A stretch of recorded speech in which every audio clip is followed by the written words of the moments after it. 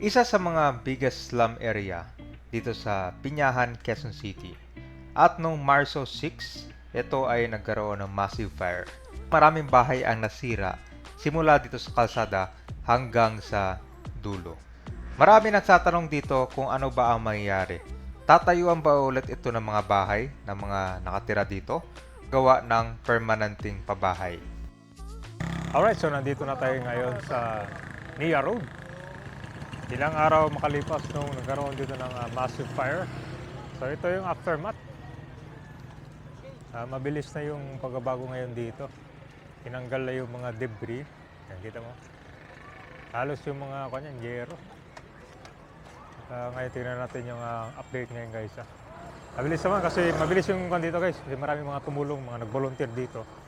Para kung agad mabigyan ng maayos na temporary shelter yung mga nakatira dito. No? Yung ito mga yero, ibebenta na lang to.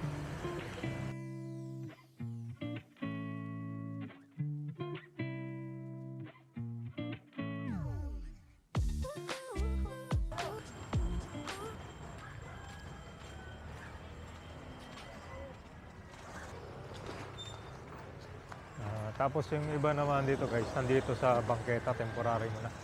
Kumuha sila ng pang shelter. Nia Road, Barangay Piñangan. Sir, sa loob. Dito muna sa harap. Dito muna Yung iba dito sa loob, yung iba sa loob. barangay. Opo. Para- Marami po. Marami sa barangay. Opo. Nakaraman pumunta si Mayor Joy dito.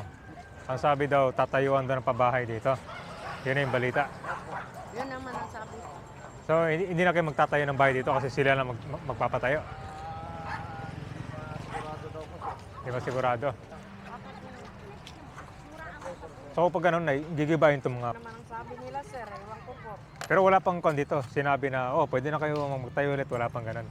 Wala pa na. Ayaw nila magpapasok ng materialis na. Nakabantay. Tutuloy yung pabahay. Pero ito sir, may mga nakatira pa dito. Sa harap. Ano to, Silip? Ayun ay, kung pala yung iba nito na doon sa barangay. Tingnan natin, makamandaanan kasi nung nakaraan, malakas pa yung usok. Tapos medyo maputik pa yung daanan. Wala masyadong makikita.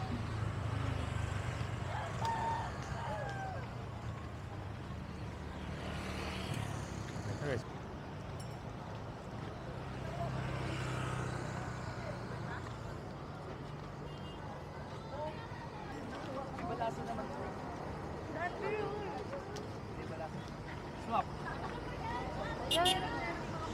Yung mga tanker guys, mga nasusupply ng kanya tubig.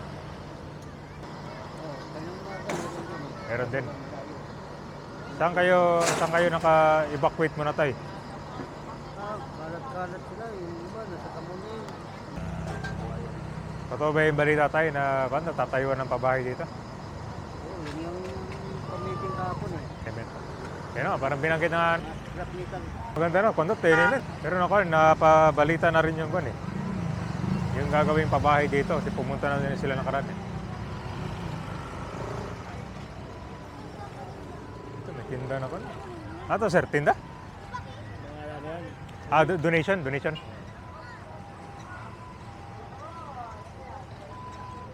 Mga excess, may mga damit din pala dito. Pwedeng gamitin.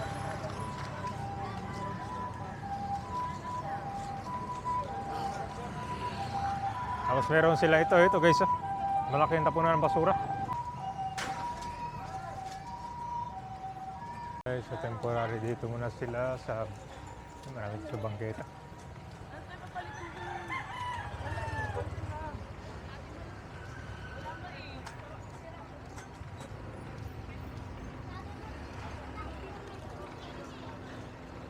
At ito sa guys, bangketa.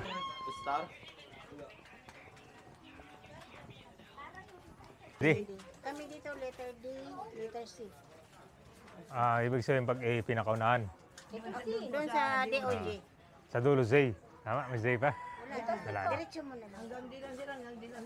Anong balita na ito? Totoo ba yan na hindi na magtatayo ng bahay? Kasi sila na magtatayo? Totoo ba yan? Sabi po. Bayaran ako dyan. Ito, wala yan. Talo ka. Ang maganda lang nito is, tenement daw gagawin. No? Sana matuloy. Ayos, para mas safe na. No? Ano daw ang naging sanhi ng sunog? overheat daw. Oh. Electrical. Electrical. Appliances na gano'n. Or siguro, Aircon. Kaso talagang pinabayaan yata na ano. siguro kung ano, siguro dikit-dikit yung mga wiring nun. Tapos kung pag extension, delikado na. Siguro mais pa ba? Ito na may kangkungan. Okay, parang bukid lang na dati na eh. Oo, parang ganun, kangkungan. Kangkungan lang. So parang taniman. Oo, yun. Kasi sa dulo, garden yun. Tapos yung katabi niya, wala pa mga building yan. Hindi, mga ano lang kami, barong-barong lang kami. Barang, Hindi pa ganito. so dati yung mga bahay dito gawa sa light materials lang. Opo. Lahat naman kasi. Ilang beses na kayo nasunugan dito? In the span of 35 years. Parang apat na yata, ano? Apat na? Apat yata ngayon unang kasi 1996 yung na-offers talaga. Tapos 2001. Yung pinakahuli, yung huli. Ayun. Hindi, yung isa pa, bago dito. 2005 yata yun. 2005. Hindi kami naabot. Pero parang Hindi, abot. Kasi bakit din pero hindi tayo inabot. kasi dati naabutan ko, may mga evacuation din dito dati. Demolition ba yun? Parang 2019 ba yun? Wala. Sa kabila yata na. Yung dyan sa may postal. Postal. Yung ano yun. Eh, oh, yung nung March yata, February. Okay. Okay. So, yung pinakadaanan pala dito, maliit lang talaga. Ito, bas.